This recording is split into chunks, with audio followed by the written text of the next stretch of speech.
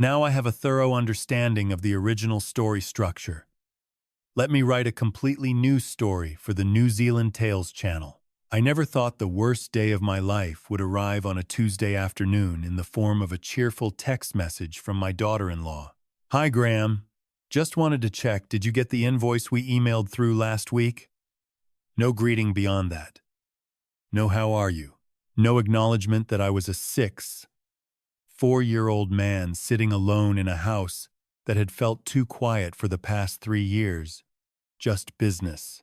Delivered in the breezy, almost chirpy tone of someone who hadn't done anything wrong. Someone who had nothing to be ashamed of. I set my phone down on the kitchen table and looked out through the ranch slider at the back garden. It was late April, the tail end of summer here in Hawke's Bay, and the last of the light was turning the hills above Havelock North a deep amber. My wife Margaret used to sit out on that deck every evening at this hour, with a glass of Pinot Gris, watching the light change over Tamata Peak. She'd done it for 30 years. And then, 3 years ago, she was gone. A brain aneurysm. No warning. There one morning, and simply not there the next. I picked up my phone and read the message again. The invoice. For the restaurant. The restaurant I had invested $480,000 in. My son Lachlan's restaurant. I hadn't been invited to the opening. I knew that now, though I hadn't known it. When the message arrived, I would find out in the manner that seems to be how fathers discover these things casually, sideways, in the middle of a conversation about something else entirely. I typed back, "Haven't seen the invoice. I'll check. Is Lachlan available to talk?" Her reply came 4 minutes later. "He's been flat out. I'll let him know you rang. In the meantime, I'll resend the invoice. It's just a supplier payment for the commercial kitchen fit-out. $18,000. Super easy to process when you get a moment. Super easy. $18,000.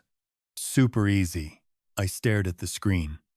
Then I typed, "When did the restaurant open? Jade."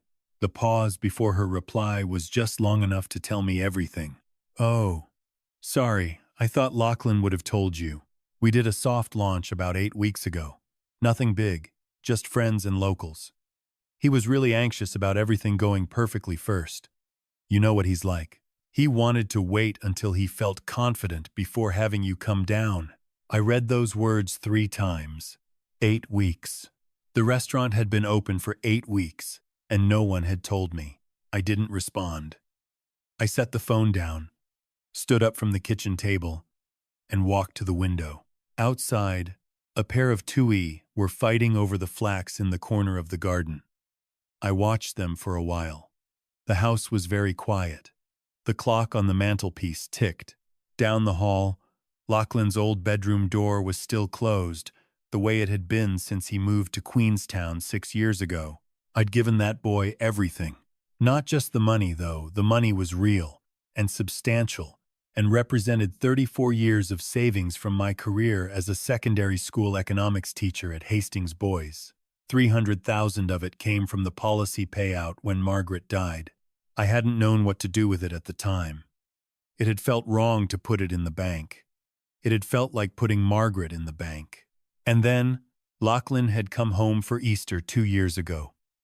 Leaner and more serious than I remembered him, with a thick folder of business plans and architect's drawings, and he'd spread them across this same kitchen table and said, "Dad, I've found the perfect site. Right on the lakefront in Queenstown. I've been working in restaurants for 12 years. I know this industry. I just need the capital to make it happen." Margaret had always believed in Lachlan more fiercely than either of us ever said aloud. She'd been the one who encouraged him to go to hospitality school in Wellington, who'd flown down to visit him when he was working long hours in those early Wellington kitchens, who'd sent him care packages and told him to keep going when he called feeling defeated at midnight. She would have wanted me to help him. I was certain of that, so I helped him. $200,000 in the first transfer, May of last year. Then $140,000 in August, when the fit-out costs came in higher than expected. Then $140,000 in November for equipment, licensing, and working capital. I transferred the money into the business account Lachlan had set up, and I did not ask for a contract. I did not ask for a formal repayment schedule. I did not ask for anything in writing. He was my son. I trusted him completely. My older daughter, Renata, had raised an eyebrow when I told her. Renata is 41, 8 years older than Lachlan, and she had inherited Margaret's habit of saying the quiet thing out loud. "Dad, have you had a lawyer look at anything?" she'd asked.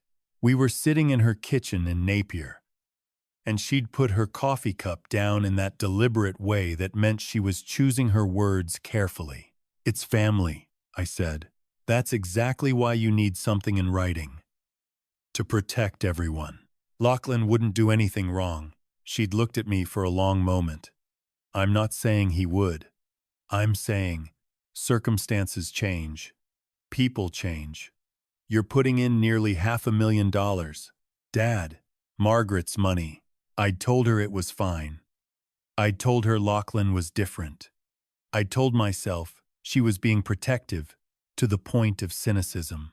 I should have listened, because standing at that window now, watching the Tui fight in the garden while my daughter-in-law sent me chirpy texts about invoices for a restaurant that had been quietly running for 8 weeks without my knowledge, I realized I had made exactly the kind of mistake I'd spent 34 years warning teenagers about. I had confused love with trust. I had confused family with immunity from ordinary human failure.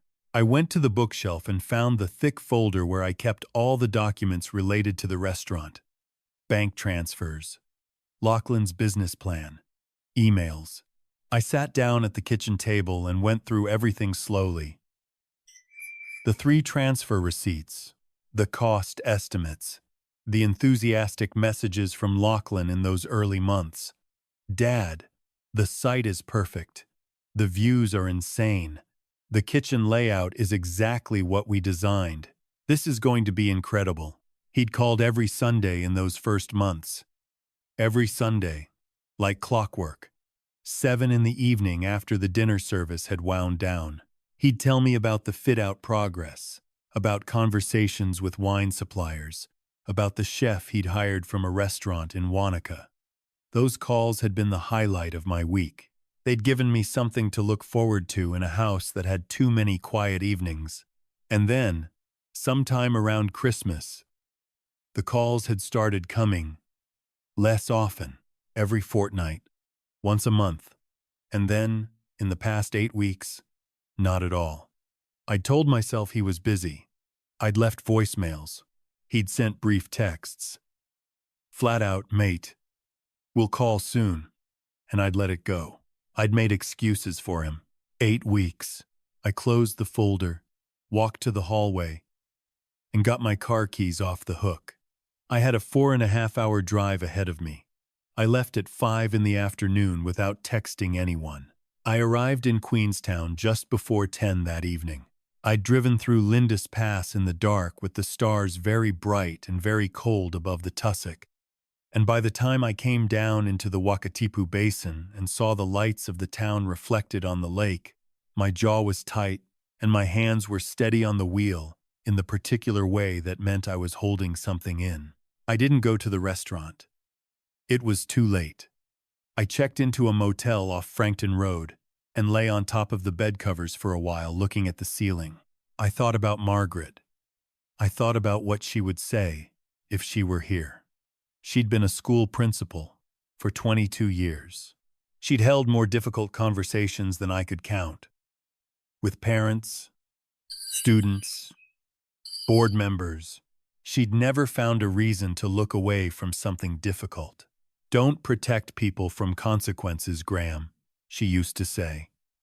I was up before 6. I drove down to the lakefront as the light was just coming gray off the Remarkables. Lachlan's restaurant was called Tuahu. It sat on the edge of the lake on the town side of the marina, a low-slung building with an angled roofline and floor-to-ceiling windows facing the water. I parked across the road and sat with the engine off for a long time. It was beautiful. That was the first thing. It was genuinely, heartbreakingly beautiful.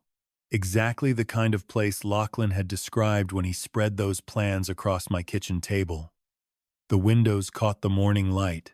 The landscaping along the front, native plantings, low grasses, a row of young cabbage trees was settled and shaped in the way that vegetation only gets after it's been in the ground for several months. Not weeks. Months. I got out of the car and walked slowly around the outside of the building. The signage was excellent. Hand-carved timber letters mounted above the entrance. Tuahu, with a small Tanico design inlaid into the lintel. But the timber had that particular surface patina that comes from weeks of Queenstown weather, the grain slightly raised by morning dew and afternoon UV. Not new. Weathered. The landscaping told the same story. The cabbage trees had visible growth from when they'd been planted. The grasses were full and established. The garden beds had been weeded and mulched more than once. An irrigation system ran quietly along the front border on a timer, which takes weeks to calibrate. None of this was fresh. Through the window, I could see the dining room was set for the day tables arranged, glasses polished, a chalkboard menu propped near the host station. The chalkboard had that smudged and rewritten quality of a board that had been updated dozens of times. The bar area beyond showed the particular lived-in tidiness of a space that had been opened and closed many times over. 8 weeks. Jade had said 8 weeks. Everything I could see confirmed it. I stood there on the lakefront with the morning wind off the Remarkables cold on my face, and I did the arithmetic I had been avoiding since I read her message the night before. $480,000. No contract, no reporting arrangement, no visibility into the books. My son's restaurant, operating for 8 weeks, and no one had thought to call me. Not to say, "Dad, we're open." Not even to say, "Dad, it's happening." Nothing. I called Lachlan's number. It went to voicemail. I called Jade's number. Voicemail again. I drove back to the motel and sat at the small desk with my laptop open. I pulled up every email I had about the restaurant. I pulled up my bank records. I went through everything slowly. The way I'd taught students to work through a case study, methodically, without the emotion getting ahead of the facts. The facts were, I had given $480,000 to my son's business. I had no formal agreement about repayment, equity, or oversight. I had been kept in the dark about the opening. And now my daughter-in-law was texting me cheerfully about invoices while my son sent his calls to voicemail. Something was wrong. I didn't know yet what it was, or how wrong, but something was wrong. My phone rang mid-morning. Lachlan. Dad. Hey, sorry I've been hard to reach. It's been chaos down here. I'm in Queenstown, I said. A pause. Longer than a breath. What? I drove down last night. I've been to the restaurant this morning. Another pause. When he spoke again, his voice was careful. I should have called you, Dad. I know. I'm really sorry. Jade mentioned you'd been in touch. I was going to call this week. Lachlan. The restaurant has been open for 8 weeks. Yeah, I didn't know. The silence stretched between us. I know, he said finally. I didn't want to stress you out before we knew it was working. You know, if something went wrong in the first few weeks, I didn't want that to be the first thing I need to see the books. Another silence. Dad, I'm not asking. I put in $480,000. I need to see the financial records. All of them. He agreed to meet me that afternoon. Tuahu was closed on Monday lunches, so the dining room was empty when Lachlan let me in through the side entrance. He looked tired, thinner than I remembered at Easter, with shadows under his eyes that weren't from the good kind of hard work. Jade wasn't there. He said she was running errands. I noticed he said it quickly. The way you say something, you've prepared. He made coffee in the kitchen while I sat at the bar and looked around the space. It was every bit as beautiful inside as it looked from the road. The fit-out was exceptional native timbers, hand-thrown ceramics from a local potter, the kitchen visible through a pass that gave diners a view of the line, a framed map of the central Otago wine region on the back wall. It was the restaurant Lachlan had described to me across the kitchen table in Havelock North, and my throat tightened looking at it, because it was real, and it was good, and I had helped build it. That made what I was about to do harder, not easier. He brought the coffee out and sat across from me. We talked around it for a few minutes, how the Lindy's Pass drive had been, whether I'd eaten, whether the motel was comfortable, the conversation of two people avoiding something. Then I said, "Show me the books, Lachlan." He pulled out a laptop and opened it without speaking. He turned the screen toward me. I'd taught economics and business studies for 34 years. I knew how to read financial statements. I worked through the accounts slowly, asking questions, going back when something didn't add up. Lachlan answered everything, though some of his answers took a moment to arrive. The revenue figures were reasonable for a new lakefront restaurant in Queenstown, solid but not extraordinary. The operating expenses were what concerned me. There was a line item appearing monthly.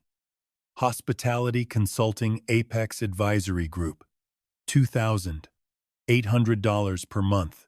"What's Apex Advisory Group?" I asked. Lachlan looked at the screen. Jade brought them in. "They do front-of-house consulting, system stuff, operational support. For $2,800 a month?"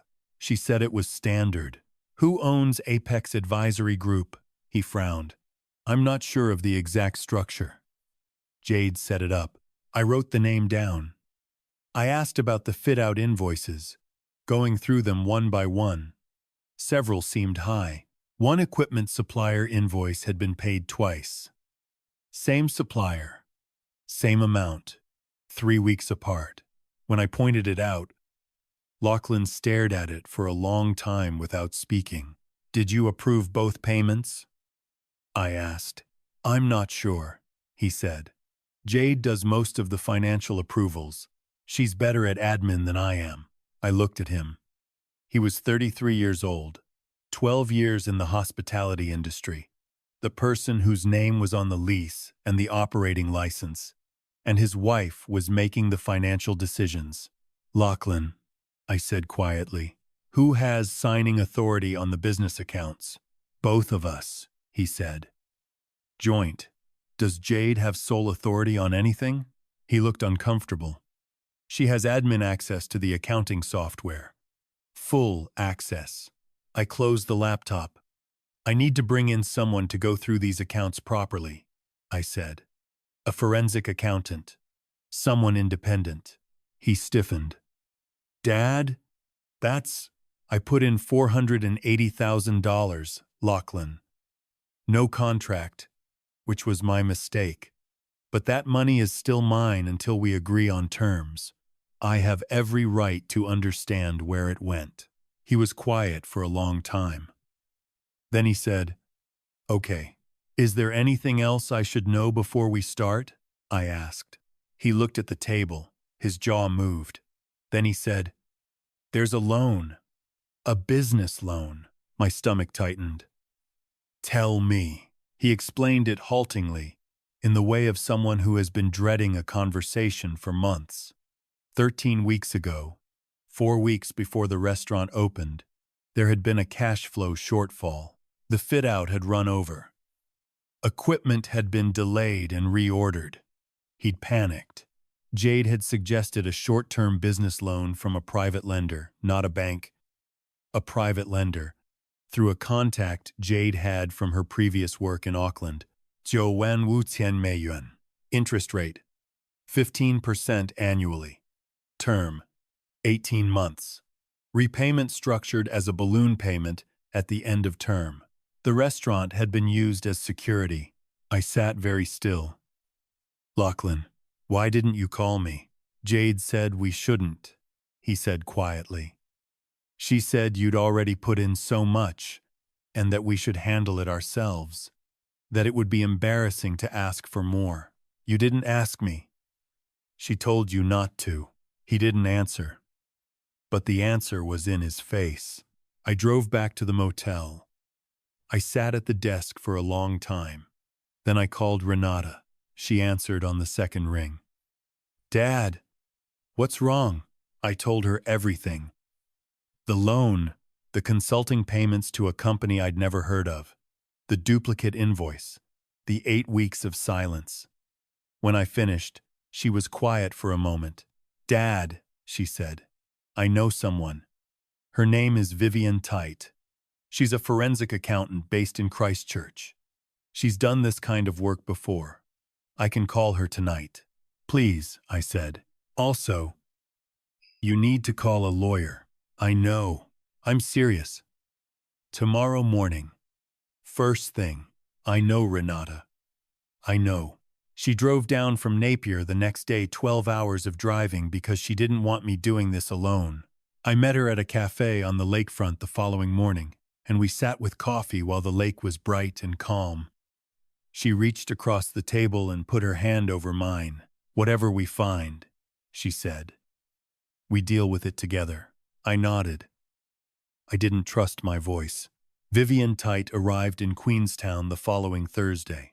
She was 52, matter of fact, with reading glasses on a chain and a methodical manner that made me feel better immediately. She spent 2 days going through the restaurant's financial records, every account, every invoice, every transaction. I provided my own bank records for cross-reference. On Saturday morning, she called me to a meeting room at her temporary office in a shared workspace on Camp Street. She set a bound report on the table. I'll give you the key points first, she said. Then you can read through the detail. Please. Apex Advisory Group, she began. $2,800 per month for 12 months. $33,600 in total. She paused. I ran a company search. Apex Advisory Group is registered to a sole director. Her name is Courtney Pierce. She looked at me over her glasses. Courtney Pierce is Jade's younger sister. She lives in Tauranga. Her employment history is in retail. There's no evidence of any hospitality consulting experience, and no documentation of any work performed for the restaurant. I looked at the table. The duplicate invoice, Vivian continued. Equipment supplier, $14,800. Paid twice, 3 weeks apart. The second payment was approved through the accounting software using Jade's login. There's no record of Lachlan authorizing it, so she paid it herself. It appears so. And the loan? Vivian's expression was careful. The $95,000 loan. I found the agreement. She slid a copy across the table. The private lender is a company called Meridian Capital Solutions. I looked into them. They're legitimately registered, but they're not your typical business lender. 15% interest. Balloon repayment at 18 months. If the restaurant can't service that balloon payment, and based on current revenue, it's a stretch the lender has a registered security interest over the business assets, meaning they could take the equipment. The fit-out, meaning they could effectively take the restaurant. I stared at the document. There's one more thing, Vivian said. She slid another document across. It was a copy of a bank transfer receipt. My account. A withdrawal I did not make. $12,000 cash. Dated 9 weeks ago. The week before the restaurant's soft launch. This came from your account? I asked. I can only tell you that your account records show the withdrawal. I'm not in a position to say who made it. She paused. Do you keep cash at home? I thought of the small fireproof safe in the back of the wardrobe in my bedroom. Margaret and I had kept emergency cash there for 20 years. Lachlan had known about it since he was a teenager. He'd helped me replace the combination lock after Margaret's funeral. He'd been in the house 3 weeks before the restaurant opened, helping me shift some furniture. I didn't say any of this to Vivienne. I just said, yes. She nodded slowly. I'm not drawing conclusions I can't support, she said, but I'd encourage you to check. I checked that evening. The safe was short by $12,000. I had not been the one to take it. I sat on the edge of the bed in my motel room for a very long time. Then I called Renata. He took it, I said. She didn't say anything for a moment. Are you sure? He was the only other person who knew the combination. He was at the house 3 weeks before the restaurant opened. The timing matches. A long pause. Dad, what do you want to do? I thought about Margaret. I thought about what she'd done the year a student at her school was caught stealing from other students' bags. A student she'd been mentoring for 2 years. A student she genuinely cared about. She'd called his parents. She'd stood in front of him in her office with the evidence on the desk, and she'd looked him in the eyes and told him exactly what she knew. And then she'd given him the chance to tell the truth. You don't rescue people by looking the other way, she'd told me afterward, when she came home that evening exhausted and red-eyed. You rescue people by refusing to let them drown in their own choices. I want to call a meeting, I said to Renata. You, me, Lachlan, Jade, Monday, the restaurant. I need you there. I'll be there, she said immediately. I called Howard Parada, the lawyer I'd used for my will and property matters, first thing Monday morning. He was based in Napier but agreed to drive down and join us by video call if needed. I sent him Vivienne's report. He read it and called me back within the hour. Graham, he said, this is significant. The consulting payments to Jade's sister constitute financial misappropriation. The duplicate invoice looks like fraud. The loan, the interest rate, and terms of that loan are predatory, and whoever arranged it didn't have your son's interests at heart. He paused. The cash. If your son took it, that's theft from family. That's serious. I know. What do you want to happen here? I thought about that for a long time before I answered. I want my son to understand what he's done. I want Jade to face what she's done. And then I want to decide whether this restaurant can be saved, and under what terms. Okay, Howard said. Let me know how Monday goes. I arrived at Tuahu at 9 in the morning. The restaurant was closed until 11. Renata was already there when I pulled up, standing in the car park with her hands in her coat pockets. She walked over and hugged me without saying anything. We went inside together. Lachlan and Jade were in the dining room. Lachlan was at a table by the window, his hands wrapped around a coffee cup. Jade stood near the bar, her arms crossed, her expression composed in that careful way that suggested she had prepared for this. I set Vivienne Tight's report on the table. I sat down. Renata sat beside me. Neither of them spoke. I've had an independent forensic accountant go through the restaurant's financial records, I said. My voice was steady. 34 years of standing in front of classrooms had given me that, at least. I'd like to go through what she found. I opened the report to the first marked page. Apex Advisory Group, I said. Courtney, $2,800 per month for 12 months. $33,600 in total. The company is registered to Courtney Pierce. I looked at Jade. Your sister. She didn't flinch. Courtney provides genuine consulting services. There's no documentation, I said. No reports. No meeting records. No deliverables. Vivienne checked thoroughly. Your sister has no hospitality experience. The invoices describe work that doesn't appear to have occurred. Jade opened her mouth. I held up a hand. I'm not finished. I turned to the next page. The duplicate invoice. Equipment supplier. $14,800. Paid twice. The second payment was approved through your login on the accounting software.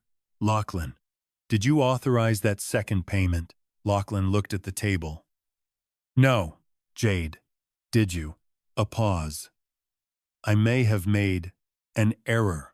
It wasn't an error, I said. An error is paying the wrong supplier. This is the same invoice, the same amount, paid twice, 3 weeks apart. The second payment was authorized by you.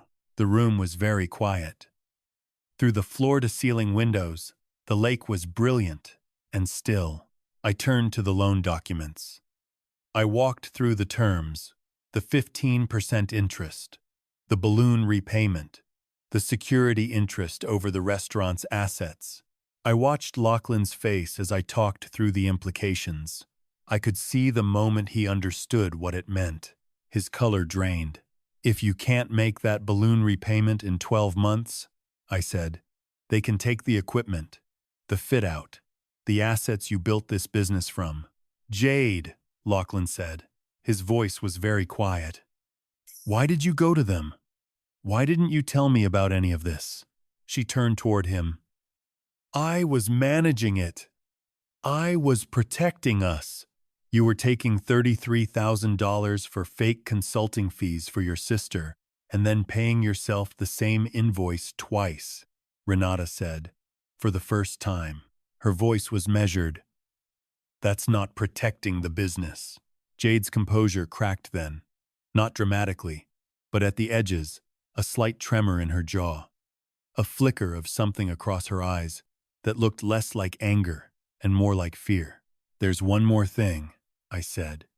I put the bank transfer document on the table. 9 weeks ago, $12,000 was taken from the safe in my home. I did not take it. I looked at Lachlan.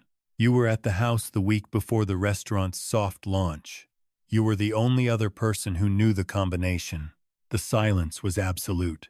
Lachlan put his face in his hands. Son, I said. He lifted his head. His eyes were wet. Dad. His voice broke on the word. I'm sorry. I'm so sorry. Tell me, I said. He told me. Headlined out of funds the week before the opening. An unexpected supplier demanding early payment to release equipment that was being held at the depot. Jade was in Auckland dealing with her sister's visa issues. He'd panicked. He'd driven to Havelock North, let himself in with his key, gone to the safe. Told himself all the things people tell themselves when they're standing in front of their father's safe taking money that doesn't belong to them. And then you avoided my calls for 8 weeks. Yes. A whisper, because you were ashamed.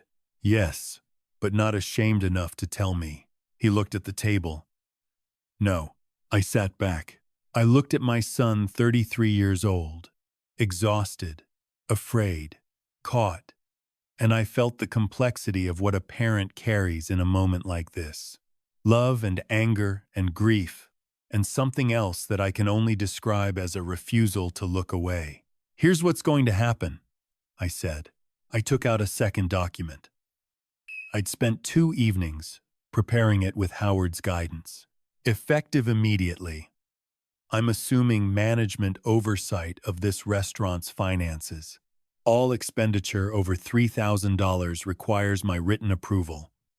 I will install accounting software with independent access and conduct monthly reviews. I slid the first page to Jade. Apex Advisory Group's contract is terminated. Effective today. No further payments will be made. I will be seeking legal advice about recovering the $33,600 that has already been paid. I turned to Lachlan. The $95,000 loan is a serious problem. I'm going to speak with the lender and with Howard about restructuring or retiring it. That will cost me money I hadn't planned to spend. It will be recorded as a formal loan from me to the business at standard commercial rates with a written repayment schedule. Jade stood up. Graham, this is you. Can't just take over the business. It's Lachlan's restaurant. It was built with $480,000 of my money, I said quietly, and no formal agreement exists to say otherwise.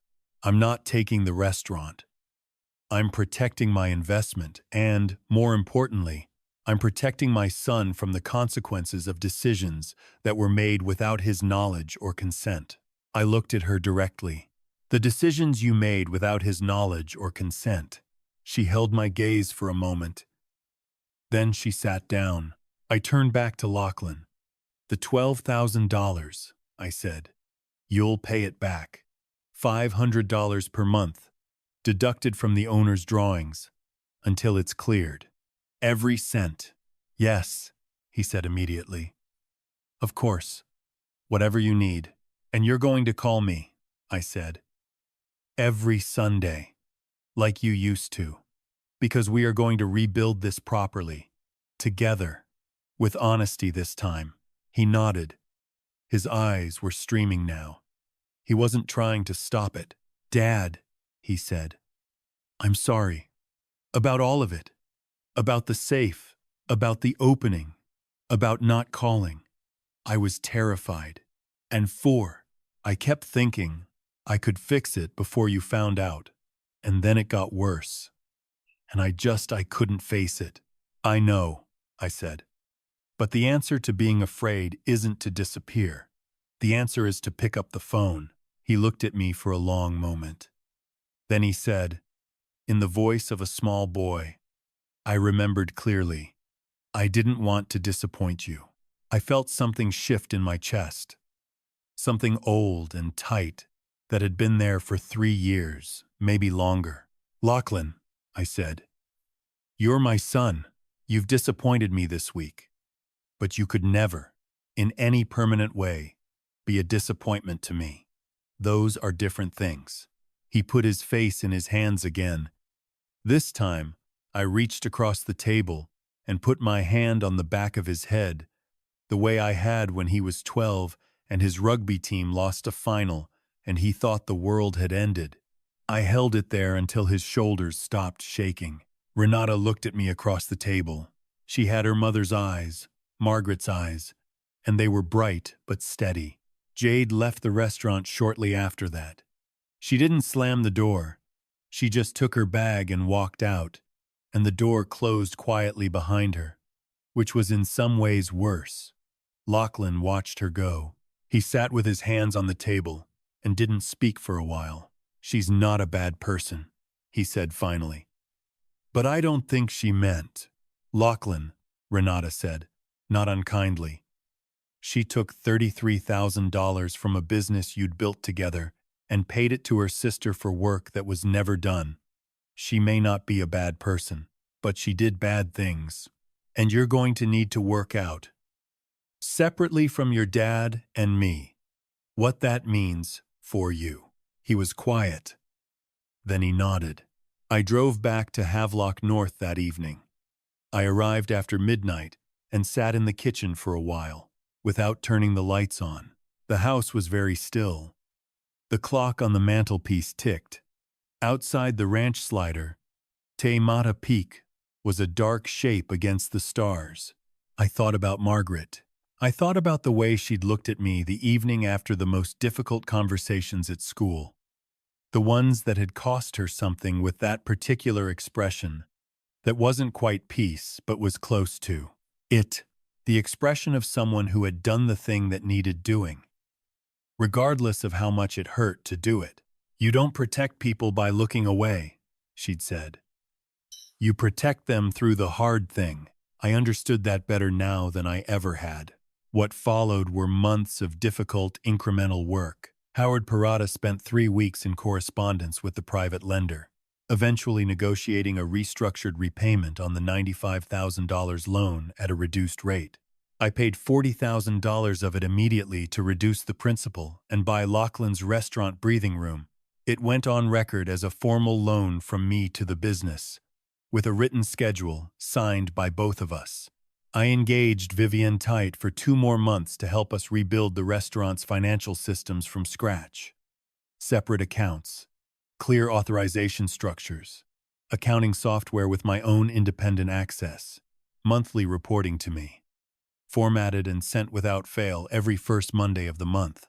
The termination of Apex Advisory Group's contract freed $2,800 per month that went back into the business. The duplicate invoice overpayment was identified, and the supplier's accountant confirmed it had been an unauthorized duplicate. They refunded $14,800, which went directly to reducing the restructured loan. Lachlan ran the restaurant. He called every Sunday at 7, without exception. He didn't always have good news. There were weeks when occupancy was down, when a staff member left, when a supplier changed their terms. But he called. He was honest. He asked for advice when he wasn't sure, and took it more often than not. By month 4, the Sunday calls had stopped feeling like obligation and started feeling like what they'd always been supposed to be. A father and son talking. In the 5th month, Renata came down to Queenstown for a weekend. She brought her husband and their 2 kids, and Lachlan took them to the restaurant on the Saturday evening. I wasn't there for it, but he called me afterward, still at the restaurant, and I could hear the noise of the kitchen being cleaned in the background and something lighter in his voice. Renata cried when she came in the door, he said. She said Mum would have loved it. I had to clear my throat before I could respond. She would have. A pause. I want to do something for you, Dad. When things are more settled, I want you to come down and have a proper dinner here. As a guest, not a shareholder. Another pause. And I want to tell you something. Tell me now, I said. I've been going to GA, he said. Gamblers Anonymous. I should have told you. I had a problem. Not massive, not catastrophic, but it was there. And it was part of why I was in over my head when the restaurant opened. I've been going for 3 months. I sat with that for a moment. Thank you for telling me, I said. I should have told you months ago. Yes. But you told me now. I'm sorry, Dad. I know you are, son. In the 7th month, Tuahu was featured in a travel piece in a national lifestyle magazine. A journalist had visited Queenstown on a press trip and stumbled in for lunch. She'd written 4 paragraphs about the food and the view and the atmosphere, and mentioned the restaurant by name. Within a week, bookings were up 30%. The restaurant's Instagram following, which Lachlan had been quietly building, jumped overnight. Tables started booking out on weekends, 6 weeks in advance. I watched the monthly numbers and felt something I hadn't expected to feel. Pride. Not the complicated pride of a parent who has paid for something, but the simpler, cleaner pride of watching someone earn something through difficulty. In the 9th month, I drove down to Queenstown on a Friday afternoon. I didn't tell Lachlan I was coming. I checked into the same motel I'd used at the beginning, slept well for the first time in months, and walked down to the lakefront in the morning with a coffee from a cafe on the main street. Tuahu was quiet when I arrived, pre-service. I rang the bell at the side entrance. Lachlan opened it in his chef's whites, spatula in hand, clearly mid-preparation. He stared at me for a moment. Then he grinned the wide, uncomplicated grin that I hadn't seen since he was a teenager. Dad, you didn't say you were coming. Surprise visit, I said. I thought I'd see how it looks when no one's expecting me. He stood back to let me in. The kitchen was warm and smelled of stock and roasted garlic. 2 young cooks moved around each other in the practiced rhythm of a team that had worked together long enough to know each other's patterns. Lachlan introduced me to them without making a performance of it. This is my dad. He's responsible for the building you're standing in. One of the cooks, a young woman from Dunedin named Hannah, shook my hand and said, He talked about you a lot when we first opened. He said, you saved everything. I looked at Lachlan. He looked at the bench. He saved it, I said. I just didn't let him give up. I sat at the past that lunch service and watched my son work. He was good. I'd suspected he was good, but watching him in his own kitchen, moving with the calm authority of someone who understood exactly what they were doing, I saw clearly what all those years in other people's restaurants had given him. He had earned this.